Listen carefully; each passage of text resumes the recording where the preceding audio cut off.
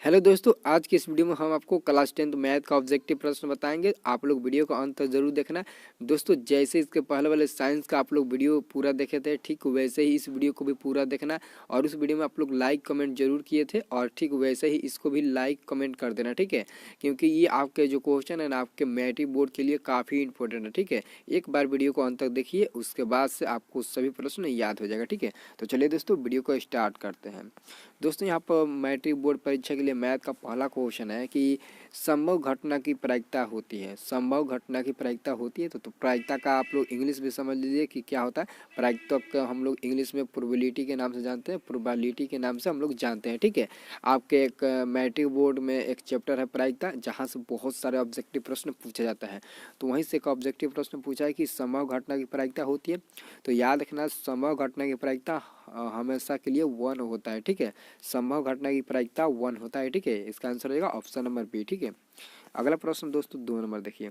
दोस्तों, यहाँ पर दूसरा प्रश्न है कि यहाँ पर 2 नंबर प्रश्न है। यहाँ पर कुछ अंक दिया है 3, 5, 4, 3, 2, 1, 3, और पूछ रहा है इसका बहुलक है, इनका बहुलक है। दोस्तों, बहुलक निकालने के लिए बहुत ही सरल तरीका मैं आपको बता रहा हूँ। चाहे कोई भी अंक हो, आप देखना कि इसमें ज़्यादा बार अंक कौन है। तो दोस्तों, यहाँ पर देखिए, तो 3 यहाँ पर 1 बार है, 2 बार है और 3, यानी कि 3 यहाँ पर 3 बार दिखाई दे रहा है। तो 3 बार दिखाई दे रहा है, तो इसका मतलब क्या हुआ? इसका मतलब यह हुआ कि हमारा जो आंसर होगा ना, वो 3 ही होगा। क्या होगा? 3 होगा, ठीक है। इसका आंसर क्या हो जाएगा? 3 ही होगा। दोस्तों, वीडियो को अंत तक देखने के बाद आप पूरी ईमानदारी से बताना कि इसमें से कितना का सॉल्यूशन आप पहले से जानते थे या फिर कर सकते थे। आप हमारे कमेंट बॉक्स में ज़रूर बताना, वही आपके लिए एक कमेंट हो जाएगा। क्या हो जाएगा? वही आपके लिए एक कमेंट हो जाएगा। लास्ट में ज़रूर बता दीजिएगा। अगर पूरा का आप लोग आंसर दे पा रहे हो तो बता देना ऑल आंसर, ठीक है। आप लोग में ऐसा मतलब एक एक कमेंट जरूर कर देना, ठीक है। अगला दोस्तों प्रश्न है 3 नंबर। दोस्तों यहाँ पर 3 नंबर प्रश्न है कि साइन 90 माइनस ए बराबर है। तो साइन 90 माइनस ए, ये तो दोस्तों डायरेक्ट आपके फार्मूला से क्वेश्चन उठा लिया गया है कि sine 90 minus A equal to क्या होता है? कॉस ए होता है। दोस्तों, मैं आपको बता दूं कि आपके बोर्ड परीक्षा में इस बार बहुत ही सरल तरीके से एग्ज़ाम होने वाला है, क्योंकि कोरोना महामारी के चलते अब आपके बोर्ड के लिए मतलब कि एग्ज़ाम देना बहुत ही आसान हो गया है। अब अपने आप बोर्ड में 400 प्लस नंबर ला सकते हैं, 400 प्लस नंबर ला सकते हैं, क्योंकि यहाँ पर ऑब्जेक्टिव में बढ़ोतरी हुई है, ऑब्जेक्टिव में बढ़ोतरी हो गई है, ठीक है। आप लोग मतलब सतर्क रहकर अब आप लोग क्वेश्चन को मतलब पढ़कर और सोच समझ कर आंसर दीजिएगा, क्योंकि आपके बोर्ड में बहुत ज़्यादा ऑप्शन मिल गया है, ठीक है। क्योंकि पहले तो 60 ऑब्जेक्टिव आता था, लेकिन अब आप यहाँ पर आपको 100 ऑब्जेक्टिव मिलेगा। 100 ऑब्जेक्टिव में आपको 50 का आंसर देना होता है। तो देखना है दोस्तों कि किसी क्वेश्चन का आंसर मतलब थोड़ा भी नहीं मालूम है तो उसको आप छोड़ दीजिएगा, जो कंफर्म मालूम होगा उसी को टिक लगाइएगा। अगर ऐसे करके बनाएंगे ना, तो इस बार आप बाजी मार सकते हैं 400 प्लस के लिए, ठीक है। याद रखना आप लोग। अगला प्रश्न दोस्तों देखिए। अगला प्रश्न है दोस्तों 4 नंबर प्रश्न है कि tan 60 डिग्री का मान है। tan 60 डिग्री का मान है, तो यहाँ पर tan 60 डिग्री का मान क्या होता है फ्रेंड्स? तो होता है √3, ठीक है, जो कि आपके ऑप्शन नंबर ए में है। तो ऑप्शन नंबर ए आपका सही आंसर हो जाएगा। क्या हो जाएगा? सही आंसर ऑप्शन नंबर ए हो जाएगा, क्योंकि tan 60 का मान √3 होता है, ठीक है। अगला प्रश्न दोस्तों देखिए। अगला प्रश्न भी जो है वो आपके मतलब कि सूत्र से क्वेश्चन उठा दिया है। यहाँ पर क्वेश्चन है 5 नंबर कि sine A into cosec A का मान होता है। Sine A into cosec A का मान होता है। दोस्तों, आप लोग ये मतलब इसका आंसर नहीं जानते हो, लेकिन इसका तो आंसर जरूर जानते होंगे कि साइन ए का मान क्या होता है? p/h होता है। साइन ए का मान क्या होता है? p/h, यानी कि साइन थीटा का मान क्या होता है? p/h होता है, और बीच में इंटू इंटू इंटू का मतलब गुणा, ठीक है। और कॉसेक ए का मान क्या होता है? p/, क्या होता है? p/h का उल्टा क्या हो जाएगा? h/p होता है, ठीक, उसका उल्टा हो जाएगा। तो यहाँ से यहाँ कट जाएगा, ठीक है, और ये एच से एच कट जाएगा। ऐसे कटेगा ना, तो आपका मात्र आंसर क्या मिलेगा? 1 मिलेगा। तो इसका आंसर होगा ऑप्शन नंबर बी। तो ये तो डायरेक्ट फार्मूला है कि sine A into cosec A equal to क्या होता है? 1 होता है। आप लोग याद रखना, ठीक है। अगला प्रश्न है आप दोस्तों 6ठा नंबर। दोस्तों, यहाँ पर 6ठा नंबर प्रश्न है कि निम्न में कौन सी अभाज्य संख्या है? मतलब कि आप लोग अभाज्य संख्या के बारे में आप लोग 6 से 7 8 क्लास में पढ़े होंगे, लेकिन यहाँ पर क्वेश्चन आपके मैट्रिक बोर्ड में 1-2 क्वेश्चन रहता है, कौन भाज्य संख्या है, कौन अभाज्य संख्या है। तो आपको बताना है कि इनमें से कौन अभाज्य संख्या है। दोस्तों, मैं आपको बता दूं, अभाज्य संख्या उसे कहते हैं जो अपने आप से ही कटे और किसी अंक से न कटे, उसी को हम लोग अभाज्य संख्या कहते हैं। तो ऑप्शन नंबर ए देखिए, तो 29 जो अंक दिया है वो केवल 29 से ही कट सकता है, बाकी किसी दूसरे अंक से नहीं कट सकता, इसलिए आपका आंसर हो जाएगा ऑप्शन नंबर फर्स्ट, ठीक है, याद रखना। अगला दोस्तों क्वेश्चन यहाँ पर आ गया, बहुत ही इंपॉर्टेंट क्वेश्चन आ गया कि पाई है। पाई है, तो पाई दोस्तों क्या है, ये 7 नंबर प्रश्न पूछा जा रहा है कि पाई है तो पाई क्या होता है दोस्तों, याद रखना पाई हमेशा एक अपरिमेय संख्या होता है। पाई क्या होता है, एक हमेशा अपरिमेय संख्या है। लेकिन अगर हम पाई का मान रखें, पाई का मान क्या होता है 22/7, तो 22/7 जो है वो पी और क्यू, p/q के रूप में है। तो p/q के रूप में है तो ये तो परिमेय संख्या हो जाएगा। अगर कोई आपसे पूछे कि बताइए पाई है, तो आप बता देना पाई एक अपरिमेय संख्या होता है। लेकिन अगर उसका मान पूछे कि 22/7 पाई का मान होता है, तो 22/7 क्या है, तो आप बता देना परिमेय संख्या है। क्योंकि 22/7 उसका अनुमानित मान लिया गया है, यानी कि उसको माना गया है, इसलिए आमतौर पर इसे हम लोग परिमेय संख्या जानते हैं। लेकिन जो पाई है उसको हम लोग अपरिमेय संख्या कहते हैं। आपके बोर्ड में यही क्वेश्चन पूछा जाएगा, पाई है तो आप लोग बता देना पाई एक अपरिमेय संख्या होता है, ठीक है, याद रखना। अगला प्रश्न दोस्तों यहाँ पर 8 नंबर है। दोस्तों यहाँ पर 8 नंबर प्रश्न है कि एक पासे को फेंकने पर एक अभाज्य संख्या के आने की प्रायिकता क्या होगी। एक पासा दोस्तों, आप लोग पासा यानी कि लूडो का इस्तेमाल किए होंगे। लॉकडाउन में घर बैठे आप लोग लूडो ज़्यादा खेले होंगे, तो लूडो का इस्तेमाल किए होंगे, तो आप क्वेश्चन समझ गए।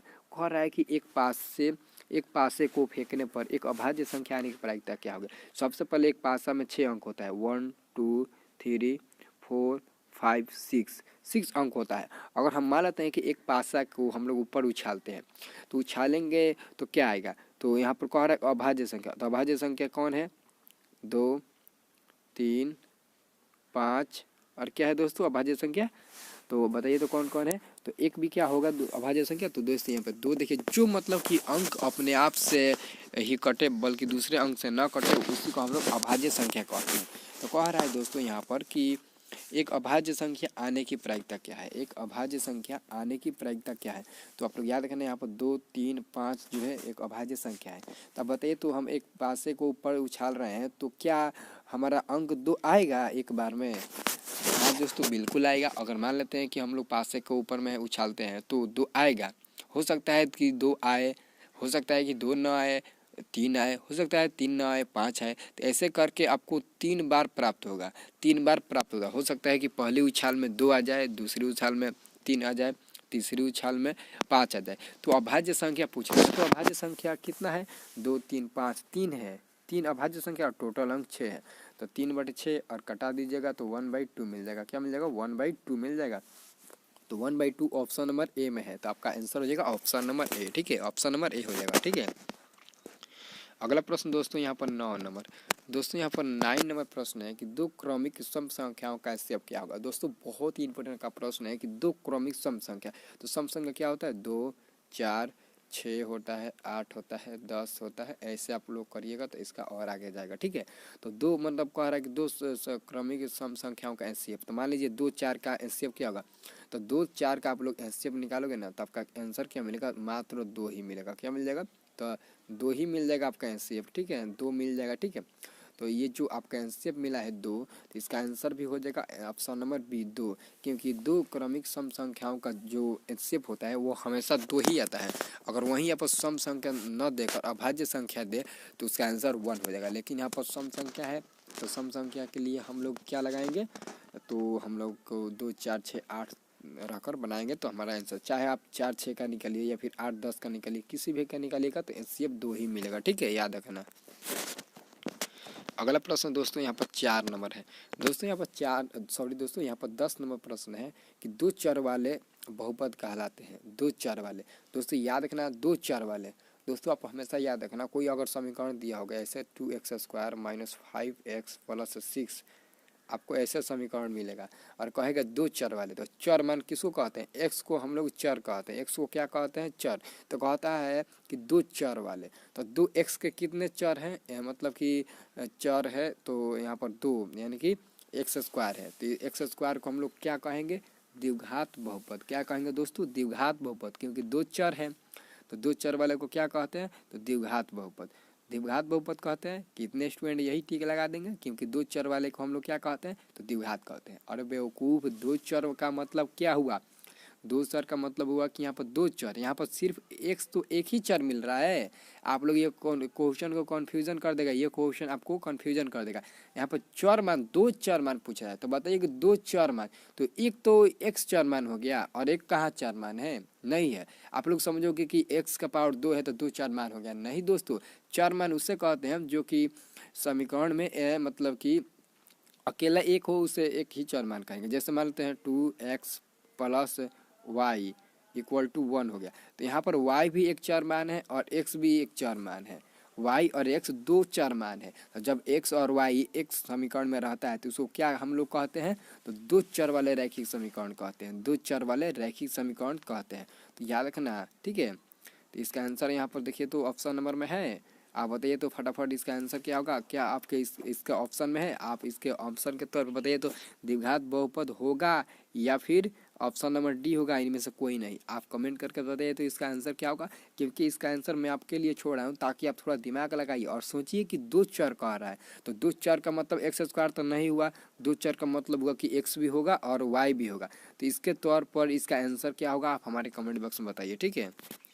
अगला क्वेश्चन देखिए दोस्तों, अगला क्वेश्चन दोस्तों यहाँ पर 11 नंबर है, जो कि ताश से संबंधित प्रश्न आ गया। अगर आप लोग ताश खेलते होंगे तो आप लोगों के लिए बहुत ही मज़ा आएगा, ठीक है दोस्तों। यहाँ पर देखिए 11 नंबर प्रश्न है कि ताश के पत्तों की, यहाँ पर ध्यान से सुनना, ठीक है।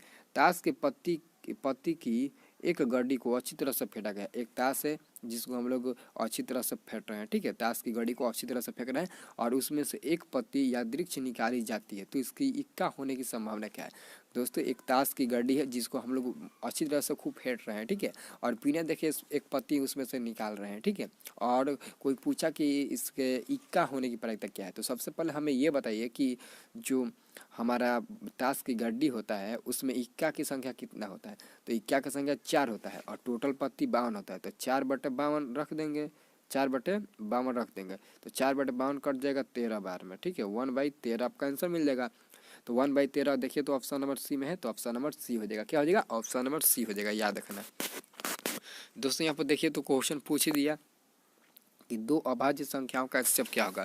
दो अभाज्य संख्याओं का एचसीएफ क्या होगा, अभी मैं आपको बता, दो अभाज्य संख्या क्या हो जाएगा, क्या हो जाएगा अभाज्य संख्या, तो 2 आपको बताया था, 2 3 5 7 हो गया, 11 हो गया। आप किसी मतलब दो को रख कर देखिए तो और बनाइए तो एचसीएफ क्या मिल रहा है, तो कभी भी इसका एचसीएफ क्या मिलेगा, तो 1 ही मिलेगा। आपका आंसर हो जाएगा ऑप्शन नंबर ए, ठीक है, याद रखना। अगला क्वेश्चन देखिए दोस्तों, अगला क्वेश्चन यहाँ पर कि यदि साइन ए बराबर कॉस ए तो ए का मान क्या होगा। दोस्तों बहुत ही सिंपल सवाल है, ठीक है। आप क्या कीजिए, साइन ए और नीचे क्या कर दीजिए, कॉस ए कर दीजिए, ठीक है, कॉस ए कर दीजिए और इक्वल टू में क्या कर दीजिए, 1 कर दीजिए। फिर आप तिरछा गुणा करेंगे तो साइन ए बराबर कॉस ए आ जाएगा, ठीक है। और साइन ए बटे कॉस ए किसका मान होता है, तो tan 1 होता है, ठीक है। और बराबर क्या आ जाएगा, एक कितना का मान होता है, tan कितना का, तो tan 45 का होता है, तो tan 45 रख दीजिए, tan कटा दीजिए, ए बराबर क्या मिल जाएगा, तो ए बराबर हमारा 45 मिल जाएगा, 45। तो ऑप्शन नंबर सी में दिया तो आपका आंसर भी हो जाएगा ऑप्शन नंबर सी, ठीक है, याद रखना।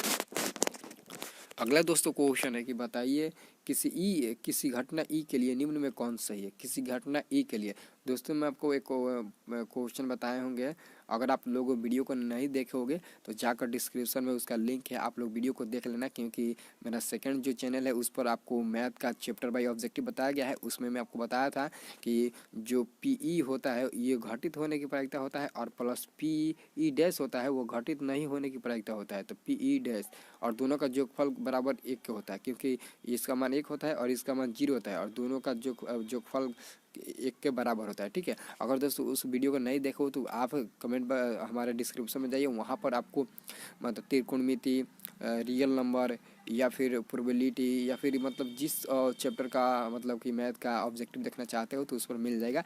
जाइए वीडियो को देखिए और चैनल को सब्सक्राइब भी कर लीजिए, क्योंकि उस चैनल पर आपको चैप्टर बाई ऑब्जेक्टिव मिलता है, चैप्टर बाई मैथ का ऑब्जेक्टिव क्वेश्चन मिलता है, अगर आप लोग मैथ का अच्छी तरह से तैयारी नहीं किए हो तब, ठीक है। अगला दोस्तों यहाँ पर 14 नंबर के आंसर क्या हो जाएगा, मैं आपको बता दूं, घटना ई के लिए, घटना ई के लिए क्या हो जाएगा, ऑप्शन नंबर सी हो जाएगा, क्योंकि पीई जो होता है वो घटित होने की प्रायिकता होता है, तो घटित होने की प्रायिकता का मान 1 होता है और पीई डैश जो होता है वो घटित नहीं होने की प्रायिकता होता है, तो इसका मान होता है 0, ठीक है। तो अगर पी न ही घटित होने की प्रायिकता कहे तब आप 0 लगाना, लेकिन घटित होने की प्रायिकता कह रहा है तो 1 लगाना, पी बराबर 1, ठीक है, याद रखना। अगला प्रश्न दोस्तों यहाँ पर है 15 नंबर। दोस्तों यहाँ पर 15 नंबर प्रश्न हो गया कि किसी घटना की प्रायिकता नहीं होती है, किसी घटना की प्रायिकता नहीं होती है। दोस्तों मैं आपको जो चैप्टर वाइज ऑब्जेक्टिव बताया था ना, उसमें मैं आपको बताया था कि प्रायिकता का जो मान होता है वो कभी भी 0 से बड़ा और 1 से छोटा ही होता है। 0 से बड़ा 1 से छोटा, 0 से बड़ा का मतलब क्या हुआ कि आप 0 से नीचे नहीं ले सकते हैं, यानी कि माइनस में। 1 से बड़ा की मतलब हुआ कि आप 1.1, 1.2, 1.5, 2, 3, 4 ऐसा करके आप लोग नहीं लग सकते हो। आप 1 से नीचे ही रहिए और 0 से ऊपर ही रहिए, ठीक है। यहाँ पर देखिए तो 0 क्या है, 0 या 0 से बड़ा, यानी कि ये भी आपका मतलब कि प्रायिकता होगा। 1 भी है आपका प्रायिकता होगा। 0.5 यानी कि 1 से छोटा है, ये भी प्रायिकता होगा। लेकिन जो माइनस में है वो नहीं होगा, क्योंकि माइनस में प्रायिकता कभी नहीं होता है। तो इसका आंसर हो जाएगा यही, ठीक है, क्योंकि यह -1 प्रायिकता नहीं है, ठीक है।